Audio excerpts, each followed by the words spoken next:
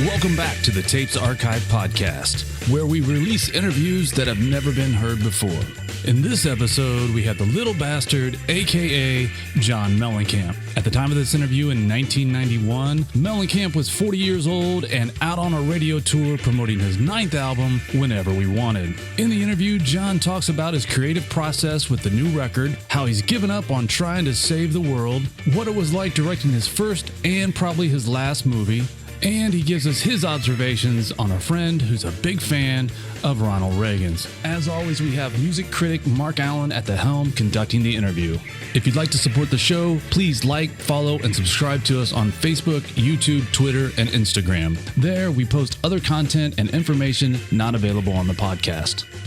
If you'd like to read the transcripts for any of our episodes, please head over to our website at thetapesarchive.com. We'll jump into the interview after a quick word from our sponsors. The Tapes Archive is proud to be sponsored by the true crime documentary Dead Man's Line. You've got 100 armed officers around here trying to get a shot at me. I dared them to shoot me. I didn't go down there to be a buffoon. I went down there for vengeance. And by God, I'll have vengeance. In 1977, Tony Kuritzis kidnapped a mortgage broker and held him captive for 3 days. For the first time ever, the media was able to cover the event live. To some, Tony was a hero. To others, he was a crazed thug. Dead Man's Line, the true story of Tony Kuritzis. This award-winning film is available exclusively on Amazon Prime. One last thing before we get to the interview, the Tapes Archive podcast is a proud member of Osiris Media, a global community connecting passionate fans with podcasts and experiences about artists and topics you love. Thanks for tuning in, and now it's time to open the vault. Mark's John Mellencamp. Hi, how you doing? I'm squeaking by. Yeah, where are you? Dallas. Oh, okay. Are you just doing like an interview tour now, or is that it? No, we're playing live on the radio, acoustically. Me and Kenny. Kenny's playing some bongos and some shakers and stuff, and Mike Wanchek's playing guitar, and I'm playing guitar, acoustic guitars. Oh, cool. Are you going to do that here? Yep. When? Thursday, I think. On Q95, I take it? Uh-huh. All right. Anyway, let me ask you some questions about the album. You said in the New York Times, in the past you tried to sing about overlooked Americans. On Lonesome Jubilee, you tried to speak for them. On the new album, it seems to me that you seem to be trying to shake them out of their malaise. Is that an accurate assessment? Well, not really. I'm not trying to do that. I'm still just trying to look around to see who the hell I am, probably. Asking myself the same questions that, maybe somebody else might relate to. I'm not really trying to get anybody to do anything. I've kind of given up that cause. Why is that? Well, it just seems to get worse. It's not getting any better. Look how long we've been dicking around with the farm problem, and it's worse now than it's ever been. Yeah, I agree, but I thought some of the songs were pointed in that direction. They are. Sometimes songwriters strive to what they want to be and not what they are. What I think is only what I think. Doesn't make it real. Doesn't make it the truth. Just makes it what I think. And what I think and what I hope sometimes gets mixed up. I've kind of given up on trying to save the world. Mm-hmm. Does that sadden you? Somewhat, yeah. I don't know how many thousands of times I've jumped up on a little soapbox for a moment and said, you guys better be careful of corporate America. It's going to do this, it's going to do that. And now, every town in America looks exactly the same. Milwaukee's lost its identity, just like Bloomington's lost its identity. You drive into town, it's the same strip of malls and the same names above the strip of malls. And, they stole rock and roll from us. And that's pretty much the way it is, sports fans. Yeah, that's very true. I always think about it. I used to live in Springfield, Illinois, and I had to go to Fort Wayne one time, and I thought if you dropped me in the middle of here and didn't tell me where I was, I'd think I was still in Springfield. Yeah, you would. How would you identify? Yeah. Yeah, see, but it used to not be that way.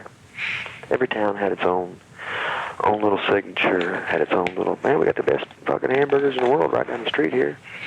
Well, now you can't say that. Well, we got the same goddamn thing where I come from. But you had a little mom-and-pop store that survived and, helped the town. And, quite frankly, these big conglomerations, they don't give a shit about your town. They only care about themselves. Yeah, I get no argument from me on that. I think that's exactly right. I wonder why you see that and I see that, and so much of America doesn't see that.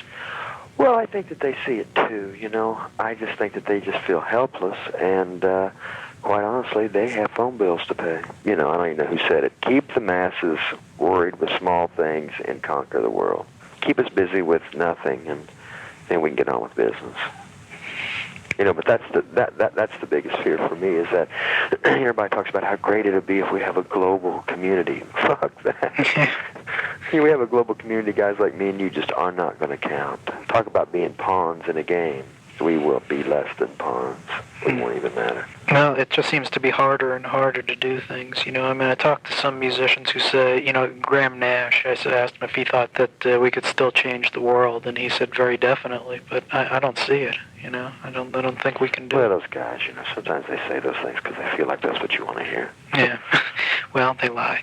Or they're wrong. Anyway, let's talk about the sound of the album a bit. Did you want to get back to this raw edge guitar sound, or? Oh yeah, this record we pretty much knew what we wanted to do before we went in. We put the violins and stuff back in their cases for the time being, and pretty much turned the drums down. We got rid of the atypical drum sound that most records have today, and came up with a different drum sound for Kenny, and then we turned the guitars up pretty loud. Now, how did the change of guitarists affect things? Well, actually, you know, I mean, I love Larry to death, but for the better, because I don't really think, you know, when we started discussing this record, Larry really wasn't in the mindset to do it, and Dave is a guy that's been on the fringe of this band for years, and he loves to play loud.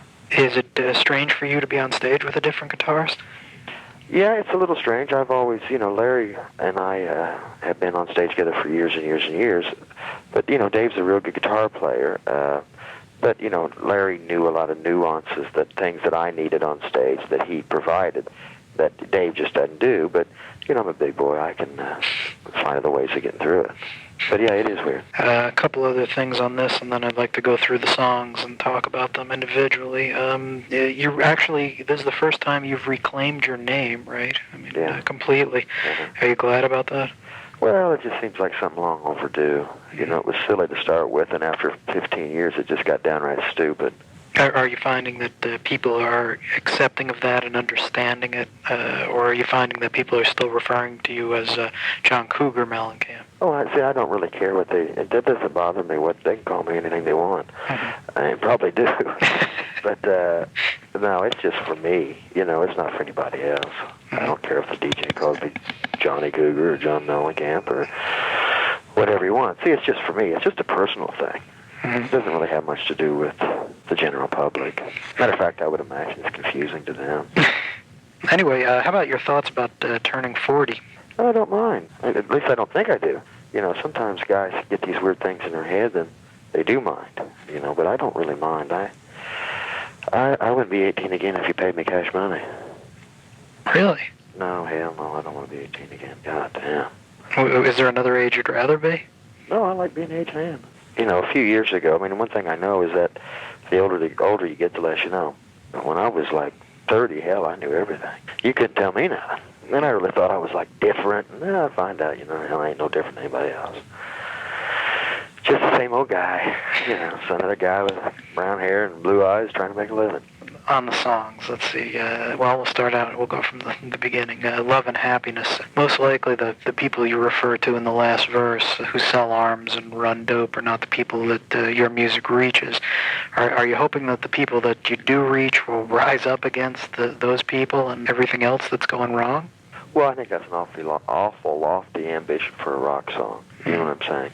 I don't think I could, through a song, can make anybody do much anything. The way this world is with corporate America, if, and I'm not really pointing towards corporate America, that's their fault, but it just seems like that there's a whole different world out there that you and I don't know about. And this world is run by men that we never hear of. They're very private, they're very secretive. And, you know, presidents and dictators are just names, you know, that we all hear. Something to identify the leader with. George Bush, I don't know what the fuck he knows. I don't know that he's really making any decisions about anything, particularly about the global economy, which is basically what I'm talking about there. I mean, that's who matters in this world. Arms dealers. They're the guys making the big deals. They're the guys making decisions that affect all of us. And obviously, the same goes for anybody that is dealing in that type of money. They're important people. When you got that kind of money, you're important. If you're a working stiff making $30,000 a year, I'm not really sure how much they care what you think. And I'm not sure that the working stiffs making $30,000 a year know enough about them or want to know enough about them. Well, they're not privy to the information. I think that if they did know, they would probably, or if any of us fucking knew, we would probably be a little bit more, well, now wait a minute, that's not what I thought the deal was. But some people are just hard-headed, too, I've got a friend who is a Republican, and, man, he still thinks that Ronald Reagan was the greatest president we ever had, and he's unemployed. Now, wait a minute, man, you're my age, and you're unemployed, and you can't draw unemployment, and who do you think made these laws? And what does he say to that? Well, he did this and he did that. You don't hear, they just don't hear that part.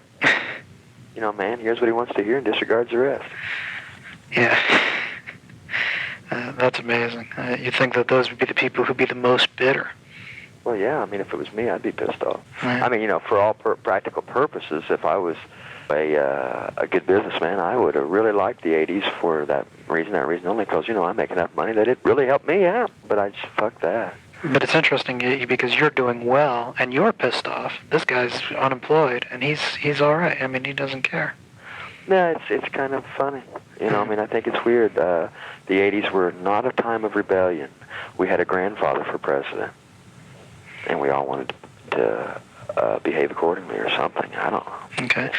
Also on that song, that shrill trumpet, is just a great sound. Was there? Well, as far as that goes, it was like, let's give them something that they don't expect. We love doing that. I've always kind of liked the fact that was part of what people liked about us. Well, I wonder what his record's going to sound like this time. At least that's the way the record company looks at it. Who knows what Mellencamp's record's going to be like, because they never hear it until I'm done with it. So, you're sitting there and you think, oh, yeah, this is in. All of a sudden that trumpet comes in. It's like, God damn, I've never heard that before. So I think that's great. It's predictable, but it's not. Oh, yeah, I don't think it's predictable at all, but it's not unwelcome, and it's certainly, I mean, it may be a surprise in the scheme of things, but, it's not a bizarre surprise. Yeah, I think sometimes you can get that way, too. Yeah. I know guys that have made records that, they really made some nice records, and all of a sudden they want to do something different. Like, I was a big Todd Rundgren fan for a long time, and all of a sudden it's like, what the fuck is this? I don't get this part.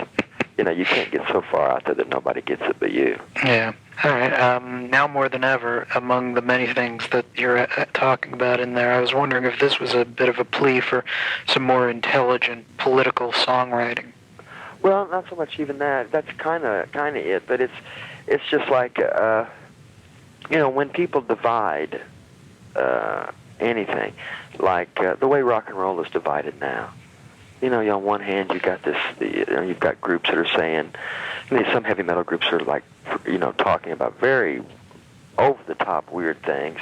And then on the other end of the spectrum, you've got some artists that are writing, it's a beautiful day in the neighborhood, And it's like they're so far apart, where rock and roll, was really the one thing that held everybody together, that everybody related to one thing or another. Now, music is so fragmented, so I don't know. But it just seems that the less you say, the better chance you have of getting accepted anymore. Mm-hmm. It's like people who make you think. There's just seems to be a huge audience of people that don't want to think about anything.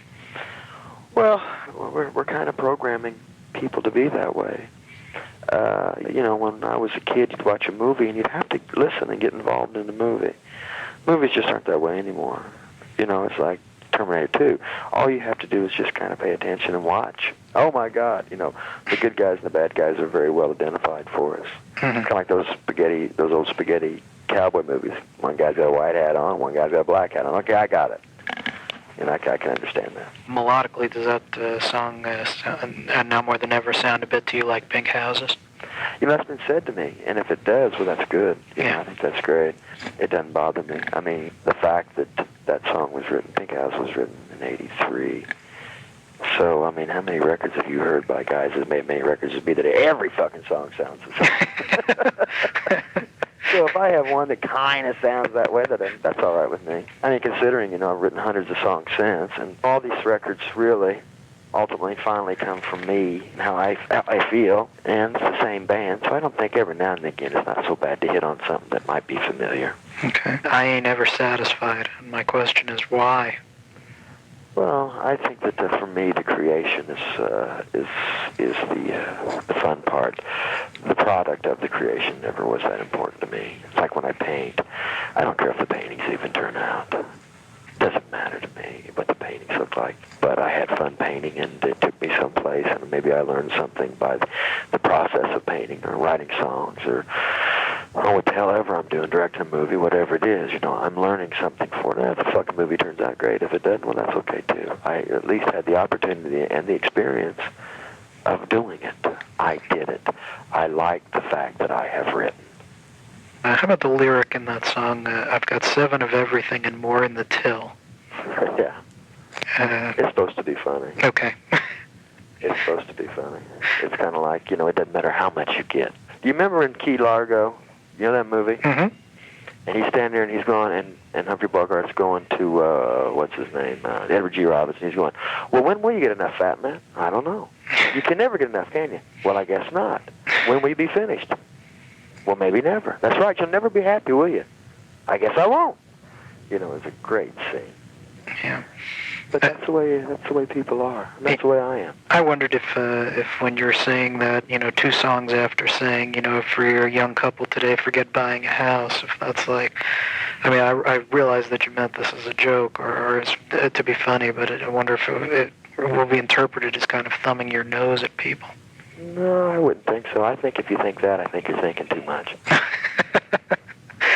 mean, you're really tying stuff together that, really it never was intended to be tied together. No, I don't think that, and quite honestly, I don't feel that I should feel that way anyway. If I was a guy who made a lot of money and told everybody to go to hell and didn't try to give anything back to anybody, then I would say there would be a case to be made. But I don't think anybody could ever say that about me. Yeah, John Mellencamp, he took the money and ran. Nah, fuck you, man. I never did that, and you know it. So, I don't... See, I know that you making that observation is really the first time it's even ever dawned on me. Okay, a couple other specific ones. Were you addressing a specific they when you wrote the song? They being the they against us. You know what I'm saying? Yeah, it's your choice, man. Government, bosses, I never wanted to be anybody's boss. So, I hate the fact that I even am. But that's not what I chose to be. It's like what we were talking about earlier. There's a certain hoop that you've got to jump through. And if you don't want to jump through that, then to hell with you. You know what I'm saying? So we all have to jump to the hoop, to the piper that we work for. And that's basically what that song's doing. I think people forget that even you have to do that because you've got a record company to deal with and the public to deal with. And let me tell you something. Everybody has got bosses. I'd like to meet the last guy, wouldn't you? I'd like to see who that last guy is. Nah, man, I'm the boss of everybody. I'd just like to see what the fuck he looks like. See what kind of man he is. It'd be kind of interesting. Probably scare you to fucking death. I think it's the guy who owns Walmart, actually. He could be right. We'll go through the rest of the songs and tell me anything about them that you want to tell me, anything that, whatever inspired them or anything else you want to address. Get a Leg Up. Get a Leg Up is about, it really is closely knitted with the name of the record whenever we want it. It's like, what we think and what is. Just because I think it doesn't make it right, or it doesn't even necessarily make it what is. It just means that's what I think. You know what I'm saying? And what I think is worthless, except to you, except for one person that means anything to me. And we're all that way. You think this, I think that. That's what makes the world go around. And in the song, we make light of that by here's a guy who spent all his money on a girl, and she says, and he thinks, well, forget it, man, I might as well just go home. And then much to his surprise, he's going to be Lucky Pierre. That's how wrong he was. And we've all been that way. Not necessarily that in that type of situation, but you walk into a room and you look at the situation, you go, yeah, I know what's going on here. But guess what? You don't. And that happens to me all the fucking time. Oh, yeah, I got this figured out. I thought I had that figured out about life about 10 years ago. Oh, yeah, I got this all worked out. No, sorry, man. You were wrong again. Okay, crazy ones. Well, you know, I've known a couple girls in my life, and that's just the way it works out for me. And that's just a song about a girl I met. Okay. Last Chance? That's kind of reporting on a person's physical and mental condition at a point in the day. It's just a very simple song about a little bit, maybe like quiet desperation. That's not really as desperate as the singer may think it is. That's an interesting break in the album there, because, you know, you've gone through a really pretty upbeat first side, I guess, or first 5 songs, and then you go into that, and that's a little bit more musically upbeat. I mean, not necessarily what you're singing about, but... You mean just the music itself? Yeah. Well, we kind of planned it that way. You can't just... I didn't feel like we could just, like, slam it at them, you know, the entire record. And I think Last Chance is a real pretty song. It's a rock ballad. It's our rock ballad. You know, we want to be contemporary, man. That's Get right in, so we do a rock ballad. Okay. Will you be doing any Poison covers on your... Well, you know, I've been looking. I just haven't really found anything that suited me yet, you know. But I got my eyes and ears open. Okay. Don't want to say no before I know what's going on. Mm-hmm. How about Melting Pot? Melting Pot, I think, is an interesting thing. When I wrote the song, I kind of liked it. Then I kind of went off of it, and then we recorded it, and I really didn't like it. But then other people got me to like it. It's weird the way that song worked. You know, when we were making the record, you know, we'd play songs, and everybody'd go, man, I love that fucking song, Melting Pot. You do? Because I was on the fence about it. But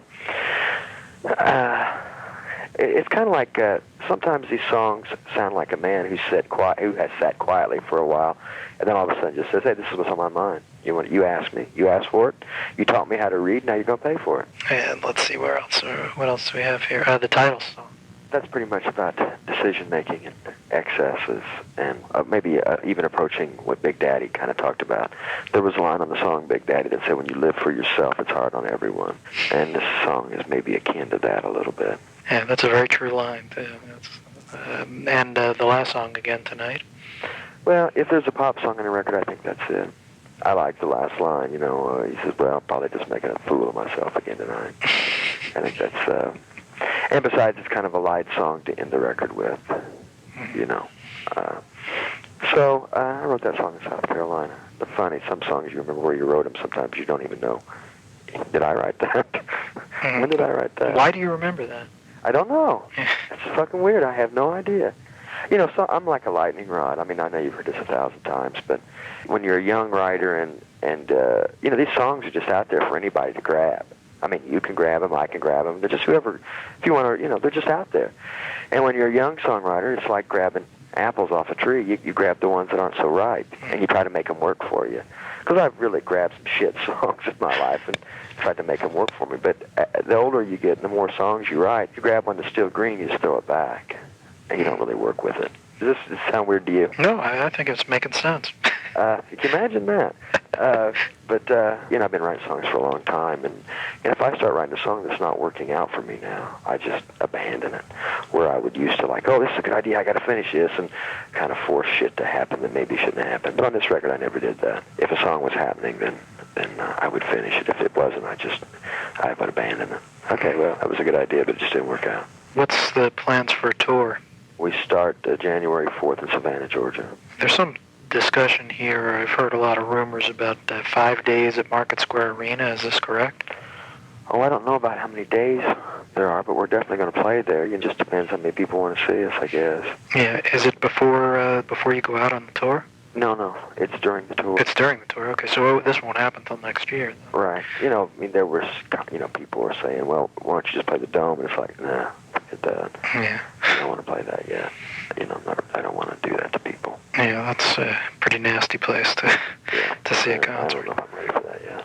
Yeah. How about the movie? Is everything still go for that? Yeah, it comes out in February, and it's called Falling from Grace. You know all the particulars. It's written by Larry McMurtry, and you know, we'll see how it goes. It's, you know, you should put that if you like Terminator 2, you probably won't like this film.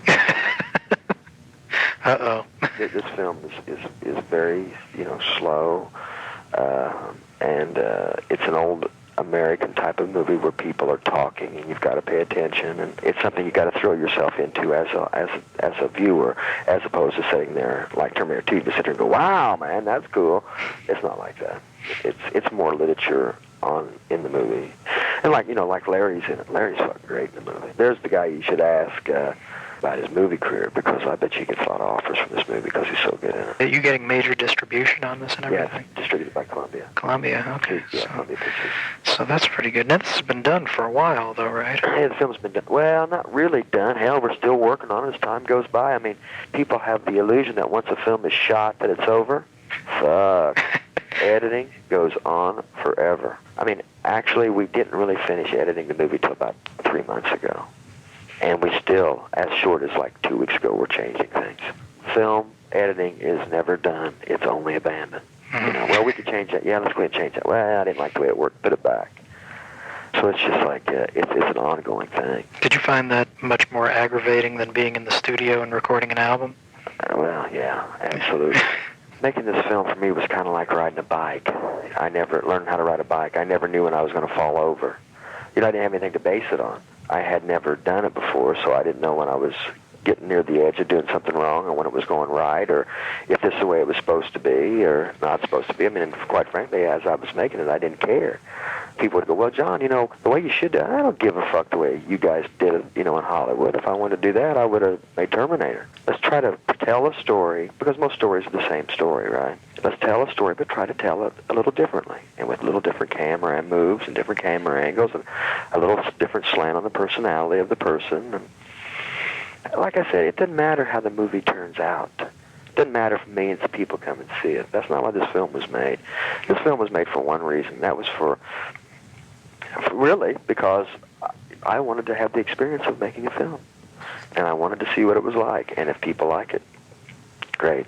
But if they don't, that's okay too. I can understand that. Is this kind of like Martin Sheen in Apocalypse Now, where he says he wants a mission, and for his sins they gave him one, and when it's over, he prayed he'd never have another? No. If you see me in another film, you can bet somebody paid me a lot of money to do it. Because I'm not soliciting work as a director or as an actor, because quite frankly, I could care less. If I never make another movie, I don't really care. But I'm not saying I won't, but at this point in my life, it's like, hey, I already did that. Let's do something else. Anything else you want to tell people about what you're up to? Well, just painting away and trying to get, guitars back on the radio. Last week, the Get a Leg Up was the most added record in the country at CHR, which for the climate of CH Top 40 radio, that's pretty good. Because mostly if you listen to those type of stations, they don't have guitars on those radio stations anymore. It's a big point of contention. Well, there's guitars on that song, isn't there? Well, yeah, I mean, we are in the rock and roll business. So let's, it was a real accomplishment for all of us when we found out that it was the most added record last week. Because that's like, hey, maybe things are turning around. So can you imagine being John Mellencamp right now, 19, trying to get a record deal, and trying to get on the radio if you play guitar? I think you'd probably take that guitar and throw it away and get a sampler. Yeah, he wouldn't, right, exactly. He wouldn't be doing the same thing. Yeah, so, it'd be great if, like, in a short amount of time, a guy like James Murtry could get on the radio. Yeah, but again, he's somebody who's singing about something, so you can't put that on the radio. Oh, yeah, I forgot about that. Yeah. How long is this little radio tour you're doing going? We're doing 30 cities. Wow. So the reason I'm doing this is because a lot of my contemporaries are like doing beer commercials and stuff now, right? And I just can't get on TV and do that. So I thought, well, if I'm going to try to promote this record, I've got to do it the old-fashioned way, and that's do it the way Loretta Lynn did it. There's a radio tower, man. Let's go talk to that DJ, see if they'll play our record. And approach from a real grassroots type of thing. And I haven't gone to radio stations since 1981, so here it is, 1991, 10 years later, and you know what? It's kind of fun. Anybody turn you down? Fuck yeah. Yeah. Yeah, I hate that part. I did an interview with a guy in Boston who just kind of said to me, well, how come, you rock guys aren't on the radio anymore? And I felt like saying, because you pricks on the radio ain't playing it. But I didn't. the guy was very arrogant about it. I mean, if I had to say that there was one interview that I've done that was just like, I wish I hadn't done it, was this guy. But, to hell with him. Before I let you go, I just want to tell you, it's really, it's kind of interesting that you and I are talking. I met you in 1978, I think it was, or 79. You were playing in Boston at a little club, and Mike Ledgerwood was doing your publicity or something like that, and the club was Passim, and I thought, well, this is interesting. And we sat and talked for a while and stuff, and I thought, well, this is a nice guy. I'm probably never going to hear of him again, and... Right. I'm getting ready to make another movie about. I have a record coming out in about 18 months, 2 years from now, and it's going to be like an anthology record, and it's called Nothing Like We Planned.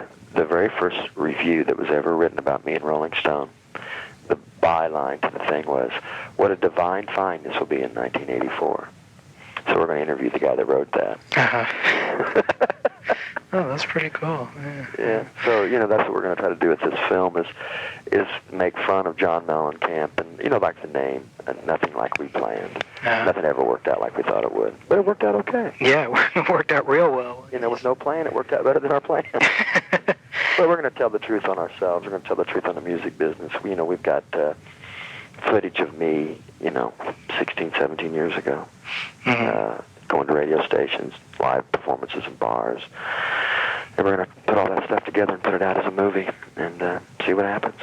Oh, that'll be interesting. Yeah. Try to give the audience, people who like and have supported me for years, give them something that they never thought they'd get. Yeah.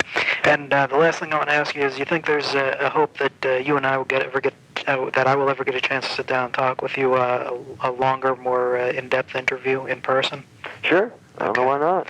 I live in Indiana. Yeah, I know, but I've been asking for this since February, and I've been getting turned down and blown off pretty much. So I figured I'd ask you personally and see if. Well, I'll tell you what. When there'll be a downtime while we're rehearsing for the. I'll be in Indiana from December 15th until New Year. So let's do it in there sometime. Okay. All righty. And just go through Harry? I'll tell them, and you tell them, and then we'll do it. All right. You come down to rehearsal or something. That'd be great. How would that be? That'd be terrific. You know where Bloomington's at, don't you? I've heard of that, yeah. Yeah, you go down the road and turn left. Yeah. Okay. All right, buddy. Thanks a lot. Okay. Take care. Bye.